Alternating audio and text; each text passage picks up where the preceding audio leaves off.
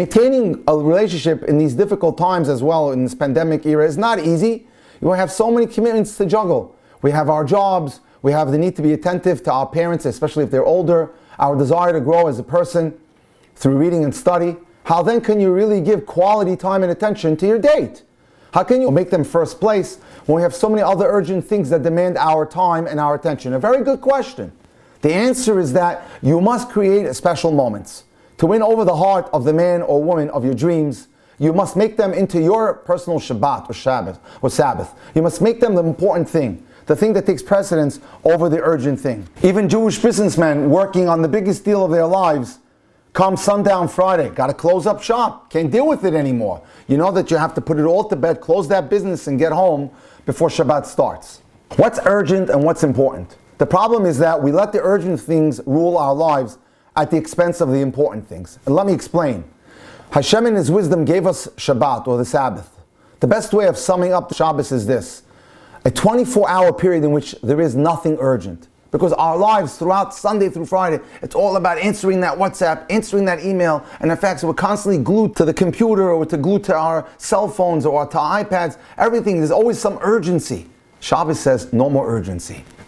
Let's say your telephone rings. You'll almost certainly answer it rather than continuing to do whatever you're doing. How will you act? How will you do otherwise? It might be urgent, you tell yourself. But one day out of every week, Hashem set aside a time where there's simply nothing to be done. One day of the week in which the important things come before the urgent things. That's called Shabbos. For 24 hours on that fateful day, a Jew is immersed into the Shabbos, a time where there's no television, there's no work, and no preoccupation with money. On Shabbat, we liberate ourselves from our enslavement to work. The only thing that there is time for is family, prayer, and community. What a blessing! What an incredible blessing! It happens all the time. You promise to read your children a bedtime story, but then you remember there's an important client waiting for your call, and that it's urgent. You make the call, but then the 7 o'clock news is on, and then there's a report on the budget that you have to hear. So you watch the report. Then you need to call a colleague to see if he's heard it. Then you quickly scramble to catch the last few moments of some other item. Now it's time for the kids to go to bed, and you've blown another night with them. Look how the Yetzer Hara just grabs you and is able to divert your attention so that everything seems to be urgent all the time, and the important things get pushed off to the side. Now we've reached the age of 70 or 80. We look into a mirror and we discover that we've become something that we never wanted to become. This is not what I intended.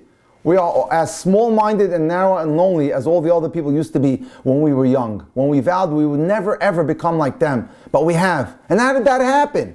We simply never accorded the important things in life any primacy.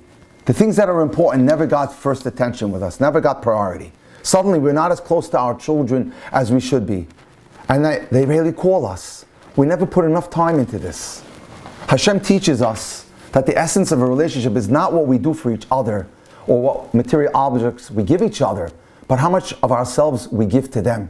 Judaism has always believed that the essence of our relationship with God is distilled from the cathedrals of time rather than the cathedrals of space.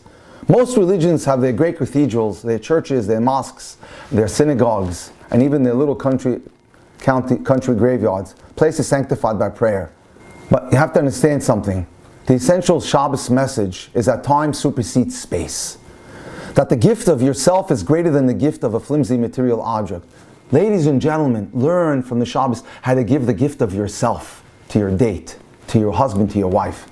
So men and women too need to show that they always have time for each other by planning special dates, by establishing special occasions. Since Shabbos is special, the message that I receive from Shabbat to Shabbos is that I have to make my date special, that I have to try as much as I can and be as inventive and as creative as I can in making the date the most wonderful experience. You must not miss your anniversaries if you're married. These cannot be compensated with expensive gifts.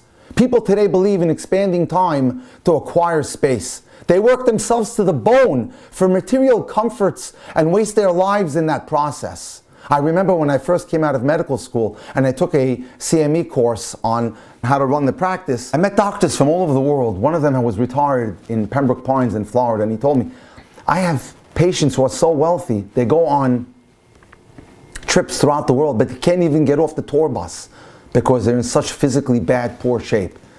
They worked all their lives, in the process destroyed their health just for that money. Was it worth it? No. We should use our hard-earned money not to acquire fancier clothes or flashier cars, but rather to buy quality time with the people we love. This is the message of Shabbos.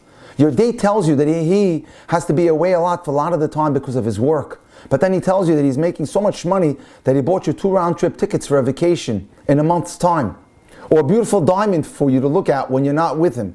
Or he leaves you some other gift under the mattress. None of these things is going to work. Nothing in the long run. Hashem has taught us that giving our time is the only thing that matters in this world, and that it cannot be made up for with expensive gifts.